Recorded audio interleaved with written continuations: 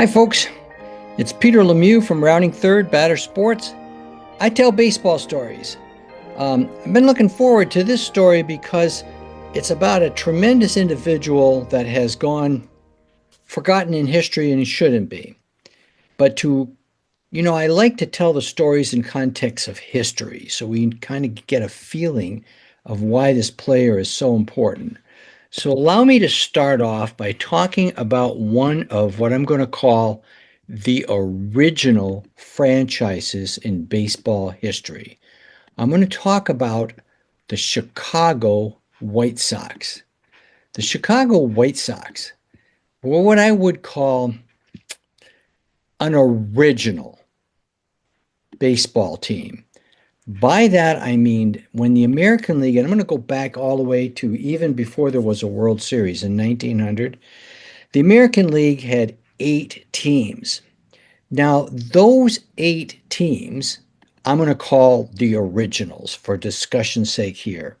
This team was one of the originals. Do you know who was not an original? The New York Yankees.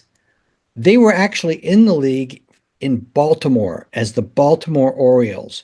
Shortly after the beginning of the American League, they then moved to New York, became the New York Highlanders, and evolved into the Yankees. But in 1900, that team was the Baltimore Orioles. There was another team in there called the Milwaukee Brewers. Not anything to do with the Brewers of today. That team closed up and moved to St. Louis, became the St. Louis Browns, and then became the Baltimore Orioles. So teams moved around. One of the big teams at that time is Philadelphia Athletics.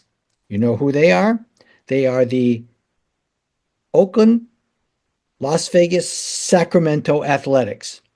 But they were a team way back in 1900.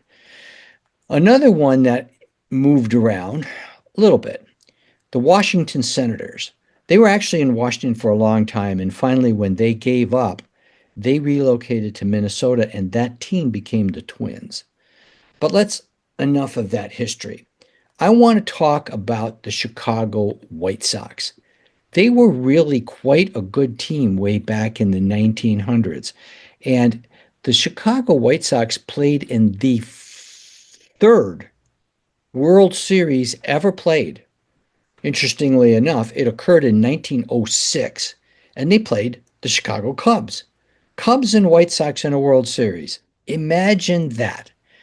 Between 1906 and 1919, the Chicago White Sox appeared in 3 World Series.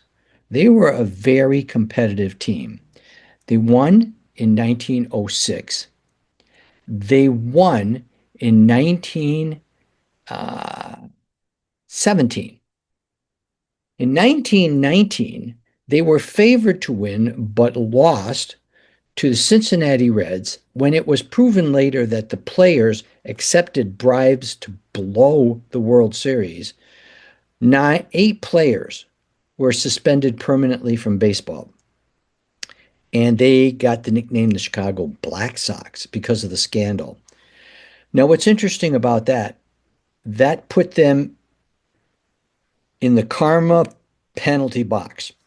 The Chicago White Sox did not appear in another World Series till 1959.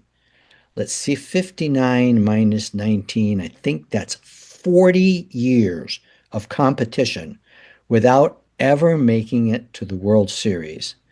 They lost in 59 and once again went into a hiatus, not emerging from that all the way until 2005, when they got in for the 5th time in their whole history.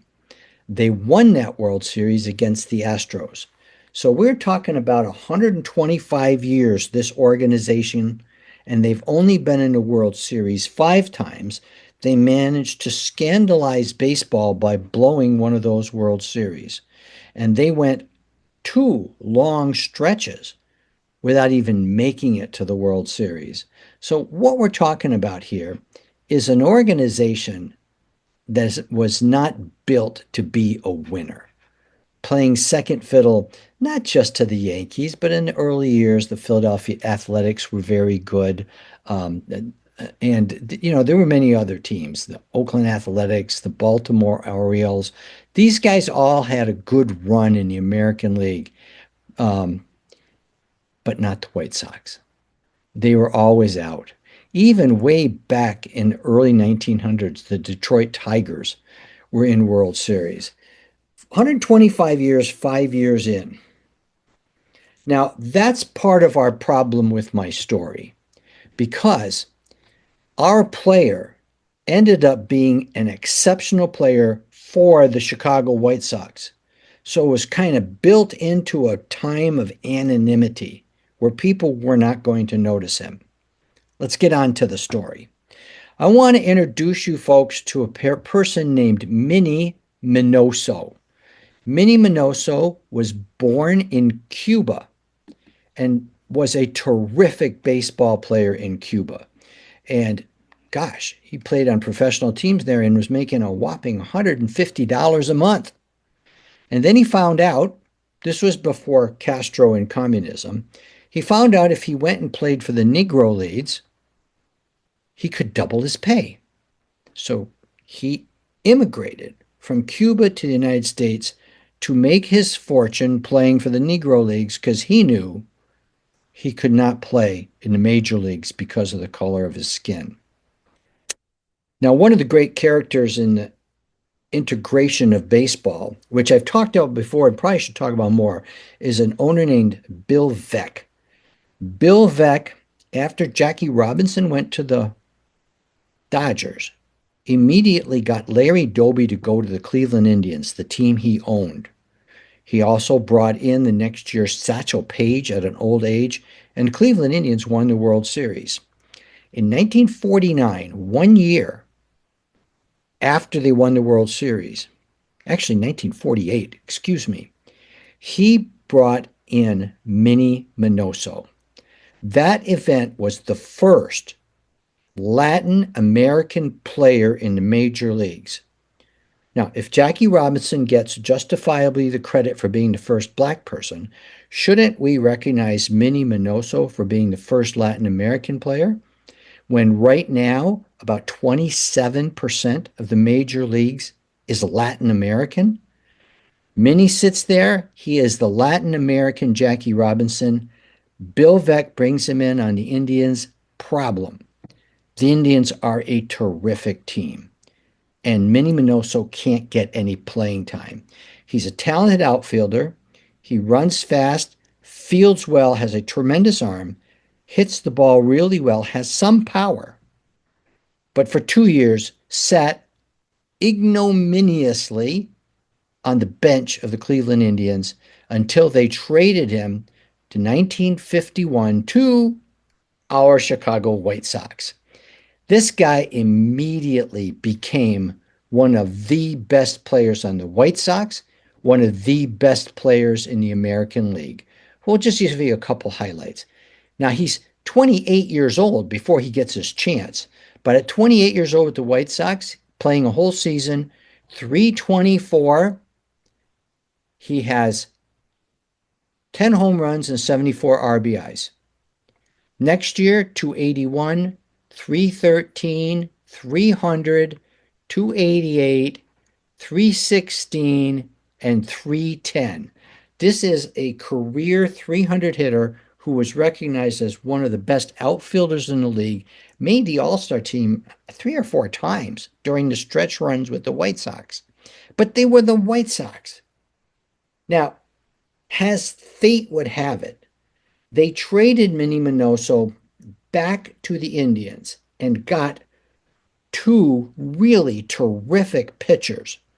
And that bolted the White Sox to being competitive so that 2 years, actually 1 year after Minnie was traded from them to the Indians, the White Sox went on and won the pennant in 1959, first time since 1919.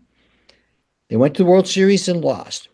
But the building of that team was credited to how well Minnie Miñoso played, and the team got better and better, and then actually trading him for two key players to make the World Series. So much enamored by Minnie Miñoso that 1 year after the World Series, the White Sox went and got him back from the Indians. Do you know what happened? Bill Veeck gave Minnie Miñoso a World Series ring, even though he was not on the team in the World Series, because he felt he was instrumental in building that team to be competitive. Now, this happened when Minnie Miñoso was 37 years old. He played in 1960 and 61, and then it was getting time. He traded to the Cardinals and hardly played at all. He's only played in 39 games. Went to the Senators at the age of 40. And then at the age of 41, he finished his career back at the White Sox. He played from 1950, we'll say 51 when he started with the White Sox, until 1964. It was about 14 years he played. When he left baseball, Minnie Miñoso had a career average of 298. In today's standards, this guy is top of the list. Okay? He hit a modest 186 home runs, RBIs. Minnie Miñoso stole a lot of bases for its time. We're talking 20, 30 a year, and was a great left fielder. And the city of Chicago recognized Minnie Miñoso as a very important person in the history of Chicago White Sox baseball. The rest of the world, all they knew about him was he was some guy from Latin America who was a good player for 14 years. Wasn't really even considered for the Hall of Fame. So that's why Minnie Miñoso kind of disappeared. He reemerged in 1976 at the age of 53. You see, Minnie Miñoso never really stopped playing baseball. He went to the minor leagues where he coached and pinch hit and played. He knew how to play baseball. So in 1976, the White Sox brought him back as a coach, and they allowed him to play in 3 games. At the age of 53, Minnie Miñoso got a hit for the Chicago White Sox, 1 hit in 8 appearances. Now, he stuck around as a coach.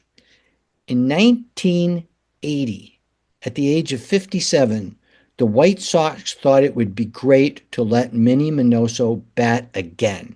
So Minnie Miñoso, not only the first Latin American player, but he became one of 2 players that actually played Major League games for 5 decades. He was 57 years old when he batted for the last time. He got to bat twice, did not get a hit. But Minnie Miñoso, that was with the White Sox. So he did a lot of his glory in the White Sox. They built a statue to Minnie Miñoso.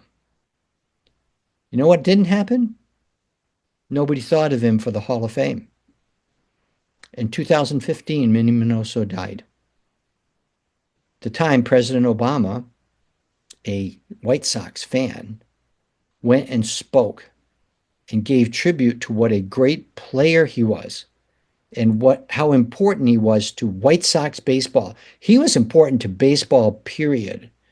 Finally, posthumously, in 2022, the Veterans Committee found it right to put Minnie Miñoso in the Hall of Fame, and his widow was there to accept that. All I wanted to do today is introduce you to a wonderful baseball player. From all we could tell about this guy, he was a great guy. Baseball was everything to Minnie Miñoso. Played in 5 decades, batted .298. Although not on the 59 White Sox, he helped build that team to a really competitive team, and his trade brought in the missing pieces. So he got a World Series ring. I think he's a great person to recognize. We recognize Jackie Robinson, and should, in the integration of baseball. But we should also recognize Minnie Miñoso for opening up to baseball Latin America. young people from Latin America who could look and see Minnie Miñoso playing on the White Sox, being in the All-Star game. And now we have close to 30% of our players are from Latin America. So I have to say, hats off to Minnie Miñoso. A great baseball player, a historic person. I hope you liked our story. Come back and see me again. Like, subscribe, make your own comments. So until next time, this is Peter Lemieux signing off for Rounding Third. Have a great one.